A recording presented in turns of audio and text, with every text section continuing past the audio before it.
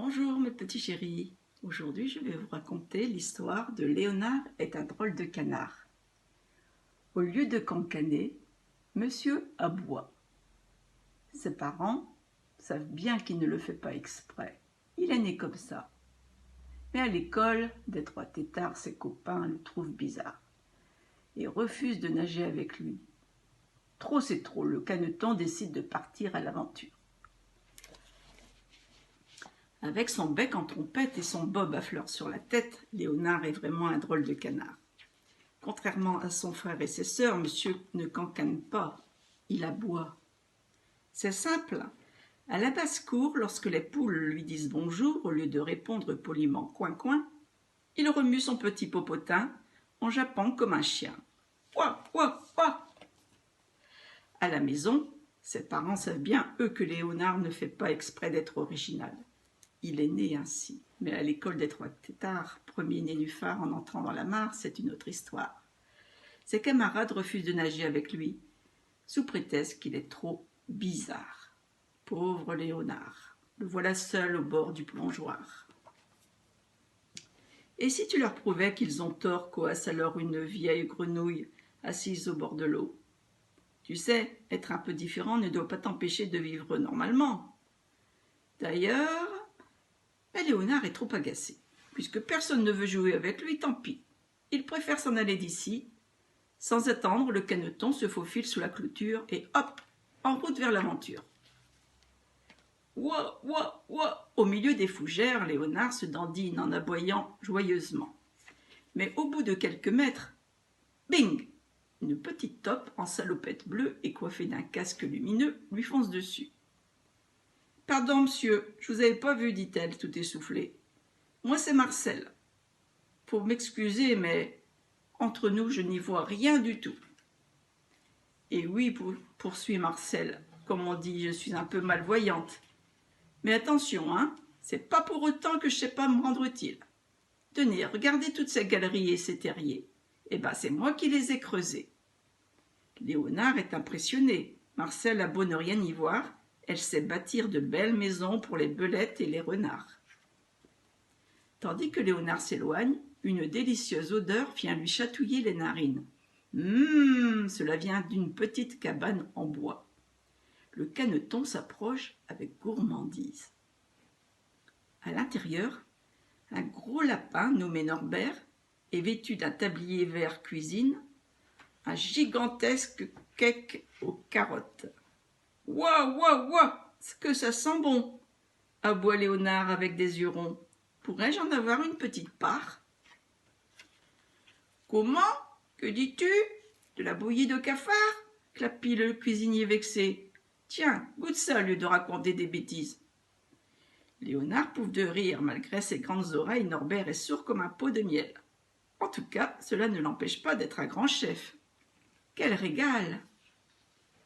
Mais au fait, et si la grenouille avait raison?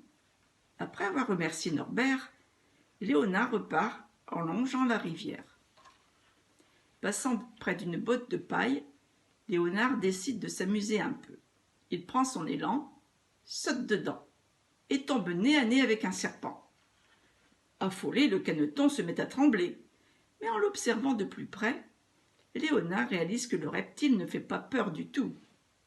« Bonjour, dit celui-ci en zozotant fortement. Je m'appelle Zédéon et je suis humoriste. Quand j'ai découvert que mon cheveu sur la langue amusait beaucoup de mes amis, j'ai décidé d'en faire mon métier. Et comme je dis toujours, mon petit défaut, c'est ma plus grande qualité. »« Ouah, ouah, ouah » j'ai appelé Léonard hilar. Décidément, ce voyage réserve bien des surprises. N'empêche, cette fois encore, la grenouille avait vu juste. Les plumes au vent, Léonard traverse à présent un vaste champ. Soudain, il aperçoit au loin une étrange machine qui se déplace toute seule. Intrigué, le petit canard s'avance prudemment. Mais ce n'est pas une machine, c'est un gros toutou blanc, un superbe briard nommé Oscar, qui trottine sur ses pattes avant tandis que son arrière-train est fixé à une sorte de fauteuil roulant.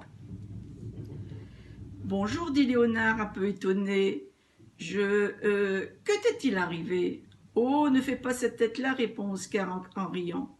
J'ai eu un petit accident et depuis mes pattes arrière refusent de bouger. Mais mon maître m'a bricolé cette brouette, ainsi je peux de nouveau gambader. D'ailleurs, si on fait la course, tu verras que je suis plus rapide que toi. Yeah! Léonard n'en revient pas. Ce briard, quel courage! Cette fois, c'est sûr, la grenouille a dit la vérité.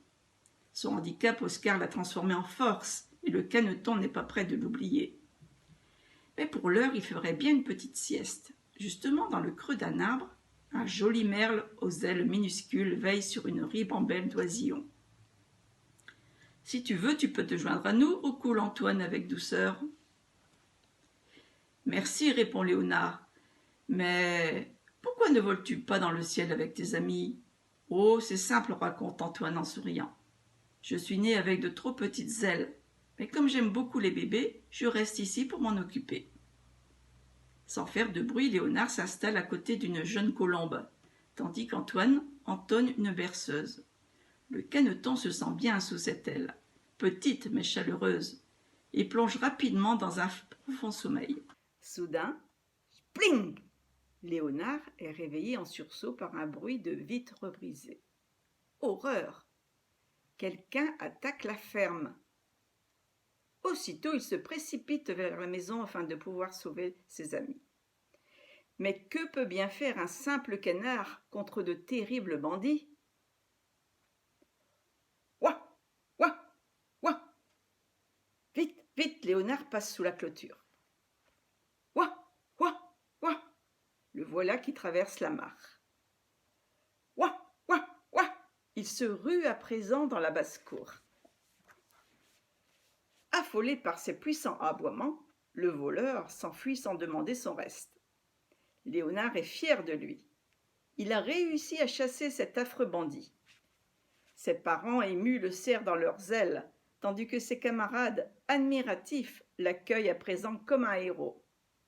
Même la vieille grenouille, l'air radieux, est là pour l'applaudir. Tu vois, dit-elle en lui faisant un clin d'œil. Un chien, c'est bien, mais face au voleur, rien de tel qu'un canard aboyeur. À ces mots, toute la basse-cour éclate de rire en hurlant de joie.